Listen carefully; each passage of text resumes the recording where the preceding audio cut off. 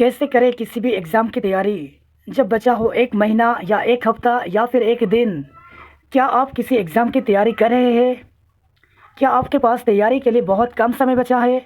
अगर हाँ, तो ये वीडियो आपके लिए बहुत ज़रूरी है। जानिए पढ़ाई का सबसे प्रभावी तरीका और कुछ खास टिप्स कम समय में अच्छी तैयारी के लिए। जब भी कोई एग्ज़ाम शुरू होने वाला होता है, तो बहुत से छात्रों को अक्सर एक बड़ी समस्या का सामना करना पड़ता है और वह समस्या यह है कि उन्हें कम समय में बहुत ज़्यादा सिलेबस तैयार करना पड़ता है। यह समस्या उन छात्रों के लिए बहुत बड़ी होती है, जिन्होंने पूरा साल कुछ भी पढ़ा नहीं होता है। अक्सर छात्र इंटरनेट में कुछ इस तरह के सवाल के उत्तर ढूंढते रहते हैं, जैसे एग्ज़ाम की तैयारी 1 महीने में कैसे करें, या 1 हफ्ते में कैसे करें, या फिर 1 दिन में कैसे करें। आज हम यहाँ आपको कुछ टिप्स देंगे, जिनसे आप बहुत कम समय में ज़्यादा से ज़्यादा पढ़ाई कर सकते हैं और एग्ज़ाम में बहुत अच्छा स्कोर हासिल कर सकते हैं।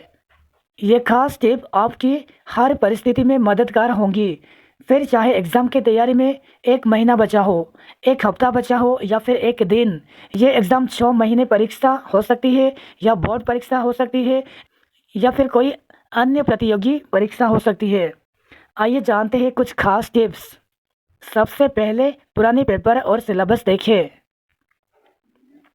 किसी भी एग्ज़ाम की तैयारी शुरू करने से पहले पूरा सिलेबस और पुराने पेपर देखकर थोड़ा रिसर्च ज़रूर करें। पहले जाने कि सिलेबस में कितने चैप्टर हैं और टॉपिक दिए गए हैं।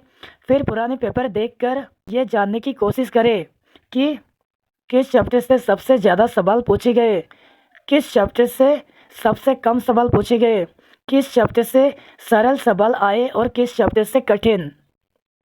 इस पूरी एनालिसिस के बाद आपको समझ आ जाएगा कि कौन सा चैप्टर और कौन सा टॉपिक एग्ज़ाम के लिए सबसे ज़्यादा महत्वपूर्ण है। आपको यह भी समझ आ जाएगा कि कौन सा चैप्टर आप आसानी से तैयार कर सकते हैं और आप किस चैप्टर में सबसे ज़्यादा मुश्किल। अगर आपके पास एग्ज़ाम की तैयारी के लिए 1 महीने का समय बचा है, तो आप इस एनालिसिस में आधे से 1 दिन का समय दे सकते हैं। अगर आपके पास 1 दिन का समय है, तो ये एनालिसिस आपको 10 से 15 मिनट में कर लेनी चाहिए। चैप्टर को तैयार करने के लिए एक प्राथमिकता और टाइम टेबल सेट करें। सिलेबस और पुराने पेपर्स की एनालिसिस के बाद चैप्टर को तैयार करने के लिए एक प्राथमिकता सेट करें और एक टाइम टेबल भी बनाएं। हो सकता है कोई चैप्टर तैयार करते वक्त 10 से 15 मिनट कम या ज़्यादा समय लग सकता है, इसलिए टाइम टेबल बनाते वक्त हर चैप्टर या टॉपिक के लिए कुछ समय का मार्जिन लें। एक बार टाइम टेबल बनाने के बाद उसमें किसी भी तरह के बदलाव से बचें। अगर आप बार बार टाइम टेबल बदलेंगे, तो आप टाइम टेबल ही बदलते रह जाएंगे और आपकी तैयारी नहीं हो पाएगी, या हो भी जाएगी तो बहुत कम। इसीलिए जो भी टाइम टेबल बनाए, एक बार में बनाए और उसका सख्ती से पालन करें। एक चैप्टर को तय समय के अंदर या उससे पहले तैयार करने की कोशिश करें। आसान चैप्टर को पहले तैयार करें। तैयारी करते समय आसान चैप्टर को सबसे पहले समय तैयार करें, इससे आपका कॉन्फिडेंस लेवल बढ़ेगा। कुछ लोग पहले कठिन चैप्टर को पहले पढ़ने लगते हैं। उनका तर्क होता है कि आसान चैप्टर में ज़्यादा कुछ करना नहीं होगा और उनको बाद में आसानी से पढ़ा जा सकता है। बहुत बार ऐसा होता है कि लोग कठिन चैप्टर में ही फंसे रह जाते हैं और उन चैप्टर में बहुत ज़्यादा समय ले लेते हैं। इस चक्कर में आसान चैप्टर भी नहीं तैयार हो पाते, इसलिए कठिन चैप्टर को बाद में पढ़ना चाहिए। मान लीजिए कि आपको 3 चैप्टर तैयार करने हैं और तीनों ही आपके लिए आसान है, तो सबसे पहले वो चैप्टर तैयार करें जिससे एग्ज़ाम में सबसे ज़्यादा नंबर के प्रश्न पूछे जाते हो। पॉइंट्स बनाकर पढ़ें। जब भी आप पढ़ाई करें तो पॉइंट्स बनाकर पढ़ें। पॉइंट्स बनाकर पढ़ाई करने से आपको रिवीजन करने में बहुत आसानी रहती है, खासकर उस समय जब एग्ज़ाम शुरू होने से पहले कुछ घंटों का समय बचा हो। सब्जेक्टिव प्रश्नों के उत्तर देते समय अगर आपको महत्वपूर्ण पॉइंट्स याद होंगे, तो आप आसानी से बड़ा उत्तर दे सकते हैं। इसलिए प्रश्नों के उत्तर को हमेशा पॉइंट्स बनाकर पढ़ना या याद करना चाहिए। जिस चीज़ की भी ज़रूरत हो, सिर्फ उससे साथ रखें। जब समय कम हो और सिलेबस ज़्यादा हो, तो आपके लिए एक एक मिनट कीमती होता है। इसलिए जब पढ़ाई करें, तो आपके पास सिर्फ ज़रूरत की चीज़ें हो, जैसे उस सब्जेक्ट से जुड़ी किताबें, डिक्शनरी, पानी की बोतल एक्सेट्रा। उस चीज़ को साथ ना रखें जिससे आप पढ़ाई में ध्यान केंद्रित ना कर पाए। अगर आपके पढ़ाई के लिए लैपटॉप ज़रूरी ना हो तो उसका उपयोग ना करें।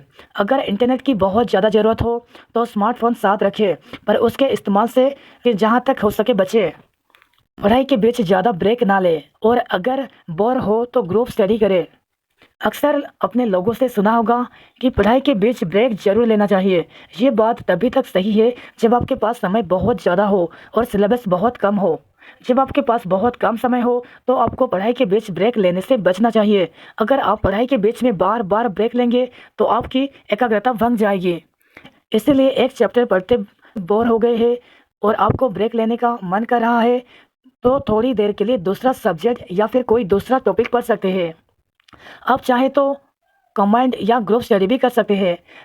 यहाँ पर ध्यान देने वाली बात यह है कि कंबाइंड या ग्रुप स्टडी शुरू होने से पहले आपके पास पूरा प्लान होना चाहिए कि आप तय समय में कितने टॉपिक्स पढ़ेंगे। प्लान बनाकर कंबाइंड या ग्रुप स्टडी करने का सबसे ज़्यादा फायदा होता है।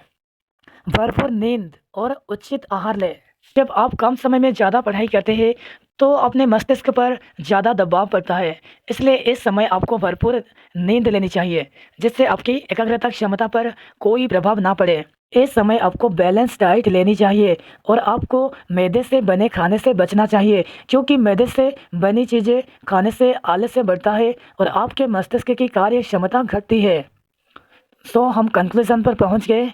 ये पढ़ाई की कुछ ऐसे टिप्स है जिनके द्वारा आप कम समय में ज़्यादा से ज़्यादा पढ़ाई कर सकते हैं और अच्छा स्कोर प्राप्त कर सकते हैं।